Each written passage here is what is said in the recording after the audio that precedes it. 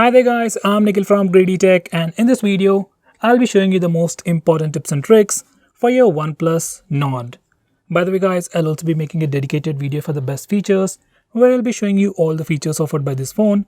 So definitely check out that video, link will be in the description. Now with that said, first I want to start off with my favorite feature on this phone, or something that I would definitely recommend you to do. That's to turn on navigation gestures. So to enable that, go to settings. Once you're in settings, scroll a bit and select buttons and gestures. Now select navigation bar. Now select navigation gestures. Now once you do that, navigation bar is completely replaced with a simple black bar at the bottom. Now to go home, you can swipe from the bottom of the screen. For recent apps, swipe and hold. These are your recent applications. Next, to go back a step, you can swipe from the left side or right side to take back a step. Next, for Google Assistant, you can swipe from the bottom left or bottom right corner to trigger Google Assistant. Just in that way.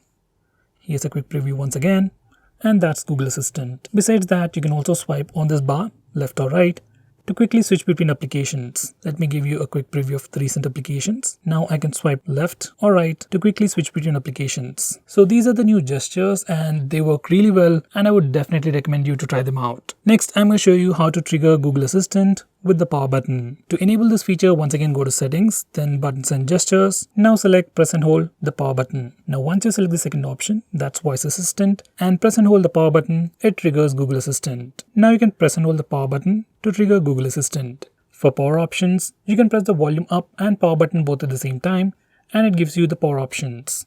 This is also one of my favorite features on this phone. Next, I'm going to show you how you can enable dark mode on this phone. For that, go to settings, then select customization, and over here we have preset themes. We have 3 different themes. Default one is illuminating light, and on this phone dark mode is called as nuanced dark. Once you select it and apply it, it turns on dark mode. Once you turn on the dark mode, all the system UI elements change to the dark mode, and even some of the stock applications like Play Store, YouTube also automatically enable the dark mode, which definitely looks pretty cool. Besides that, in the customization section, we have a lot more cool options where you can change the clock style. This is the default clock that appears on the ambient display. There you go. You can change that clock face from here. We have different clock faces. Besides that, we can also change the fingerprint animation. This is the default animation. I can change it to something like that. Just click the tick button over here. And now let's have a quick look at the new fingerprint animation. We can also change the accent colors. Let's go with red. And now this is the new look. Here's the settings page. So in this way, from this customizations page, we can tweak a lot of UI elements related to the overall user interface.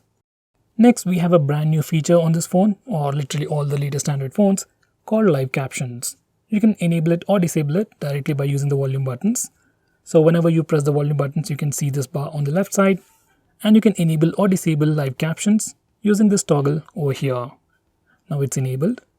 Now once you enable live captions, whenever you hear or watch a video, you can get live captions in this floating bubble. Now to remove these live captions, just press the volume buttons and disable it. So those are the live captions. Next, I'm going to show you how you can hide this camera punch hole design. So for that, go to settings, display settings, go to advanced, select front camera display area. Now once you select the second option, it puts a black tint on either side of the camera, and this is how the phone looks.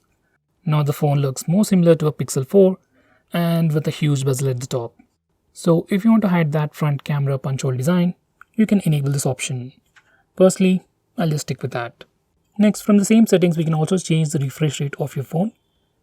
By the way, this phone has a 90Hz refresh rate display, and the display itself is pretty smooth. But for some reason, if you want to go back to 60Hz refresh rate, you can do that from here. Next, I'm going to show you how to display or hide battery percentage on the status bar. For that, go to settings, then select display settings, scroll to the bottom, select status bar. Now, once you disable this particular toggle, battery percentage is hidden. Once again you enable it, you can see the battery percentage. You can also change the battery icon style from here. You can go with the circular battery icon, or else you can completely hide the battery icon. Personally, I'll go with the circular one. Next, we can also display the network usage on the status bar just by enabling this toggle. Now we can see the network usage over here. Next, I'm going to show you all the camera features that are available on this phone. So here's the camera interface. By the way, this phone has a quad camera setup. That's a primary camera, a wide angle camera, a camera for depth sensing, and finally a macro camera. Here's the default camera interface for the rear camera. Right now we are using the primary 48 megapixel camera, and once you click over here, it takes us to 2x zoom. If you click on the left side, it switches to the wide angle camera. Now we are using the wide angle camera, and you also have a toggle over here to use the macro camera. Now we are using the macro lens. Now even though this phone has a 48 megapixel camera, by default it takes only 12 megapixel pictures by the concept called pixel binning. So if you want to take 48 megapixel pictures, you need to enable a specific mode right from here. Now we are in the 48 MP mode and you can take a 48 megapixel picture. That's obviously using the primary camera. Now if we go to the right side, we have the regular portrait mode, and we can take the portrait mode with the primary camera or even with wide angle camera, so you can get a wider portrait shot. Next we have nightscape, which is like a dedicated night mode on this phone, which allows you to take better pictures in low lighting conditions. On this phone we can also use nightscape for the primary camera and even for the wide angle camera, and the results also seem pretty good. Next we have the regular pro mode. Now if you go to the left side, we have video recording. We can record video with the primary camera or even with the wide angle camera, and once we are recording video, we can also switch between cameras. By the way, this 2x zoom is not optical zoom, it's just a digital zoom, just like taking a picture and zooming in. So I'd not recommend you to use this 2x zoom at all. Now besides that, in video recording we have something called super stable mode, which super stabilizes the footage, and you can check out my unboxing video for the sample footage. So this is a new feature which will stabilize the footage much further. Next we have slow motion, followed by panorama, and finally time lapse. Now let's check out the front facing camera. By the way, this phone has a dual camera setup, a primary camera and a wide angle selfie camera. And right now we are using the primary selfie camera, and to switch to the wide angle selfie camera, you have a toggle over there. Just click that, and now we are using the wide angle selfie camera. And if you go to the left side, we have the regular video recording mode. We can record with the primary camera or with the wide angle selfie camera. If you go to the right side, we have the portrait mode, that's portrait selfies, and that's a regular portrait selfie. Besides these few features, there aren't really any features for the front camera. There's no nightscape for front camera either. By the way, we can also rearrange these camera modes by going into settings, scroll a bit and select camera modes, and you can rearrange these modes just by dragging them around. So guys, those were all the camera related features. Now I'm going to show you how to take a screenshot on your phone. Just press the volume down and power button both at the same time to take a screenshot. Now for some reason, if you're not able to do that, you can swipe down using 3 fingers to take a screenshot. Now if this feature is not working for you, this is what you need to do. Once you're in settings, select buttons and gestures, then select quick gestures. Now make sure 3 finger screenshot is enabled. Once it is enabled, you can just swipe down using 3 fingers to take a screenshot. Next, I'm going to show you how to take a longer screenshot. Let's say if you want to take a screenshot of this settings page, first you need to take a regular screenshot. You can either use the buttons or the gesture. I'm going to use the gesture. Now select extended screenshot. Once you do that, the page will automatically scroll, and once it reaches the end, you get a longer screenshot. So this is how we can take long screenshots as well. Next, I'm going to show you how to use split screen mode on this phone. For that, go to the recent apps page, then click this button over here, then select split screen. Once you do that, that current application will open up in the top window, and you can select the secondary application from the list over here. Or else you can go to the home screen and select the secondary application from your app drawer. Now you're using 2 applications at once. Next, I'm going to show you how to enable developer options. For that, go to settings, then select about phone, then click on build number 7 times. Once you do that, developer options will be enabled. Now go back a step and select system. Over here we can find developer options. Next, I'm going to show you some home screen gestures. So this is your default home screen or the home launcher. Now you can do a swipe up gesture to open the app drawer, and you can do a swipe down gesture to pull down the notification bar. You can do a swipe down gesture again to check out the notification toggles. Now you can also do a pin gesture for extra settings.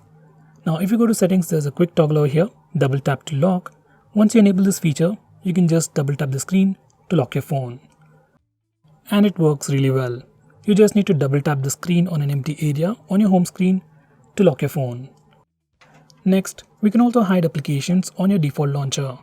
There are two ways to do it. First one is just go to the app drawer and do a swipe right gesture and enter your password.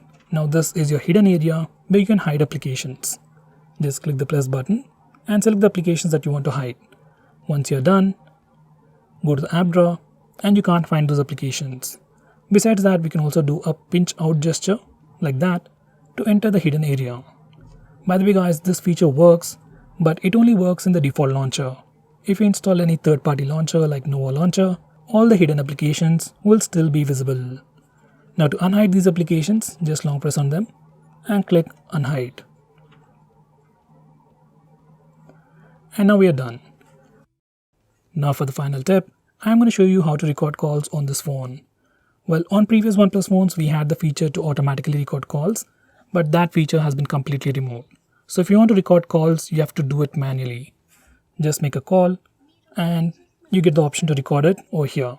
Just click it to record the call. Next, I'm going to show you how you can change your default launcher, default browser, and so on. For that, go to settings. Once you're in settings, select apps and notification. Then select default apps. From this place, you can change your default browser, home app, that's your home launcher, phone dialer app, SMS, and so on. So guys, these are the most important tips and tricks for your OnePlus Nord. If I missed out on anything important, do let me know by commenting below this video, and if you're planning to buy this phone, use the link in the description. It always helps the channel. If you want us to make any specific video, tweet out to us with the hashtag AskGreedyTech on Twitter and we will try to make it as soon as possible.